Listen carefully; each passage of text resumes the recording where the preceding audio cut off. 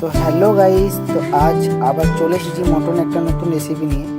চট জলদি মটন আমরা কীভাবে বানাচ্ছি আপনারা দেখতে থাকুন। প্রথমে আমরা কড়াইয়ে তেল দিয়ে তেজপাতা, শুকনো লঙ্কা, কিছু গোটা গরম মশলা দিয়ে আমরা কেটে রাখা পেঁয়াজ পরিমাণ মতন দিয়ে ভালো করে আমরা ফ্রাই করে নেব।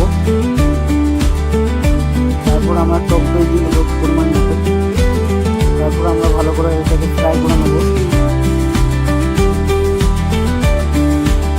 ফ্রাই করার পর 2 চামচ মতন আদা রসুন পেস্ট দিয়ে দেবো। 1 চামচ মতন হলুদ গুঁড়ো, 1 চামচ মতন জিরে গুঁড়ো, 1 চামচ মতন ধনে গুঁড়ো দিয়ে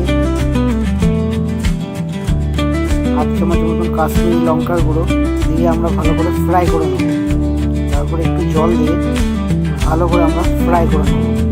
তারপরে আমরা মটনটাকে দিয়ে দেবো।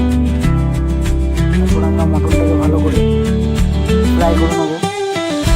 তো ভিডিওটা যদি ভালো লাগে অবশ্যই একটা লাইক, একটা কমেন্ট, একটা সাবস্ক্রাইব করে দেবেন। আরও নতুন নতুন ভিডিও পেতে চ্যানেলটিকে ফলো করে রাখুন।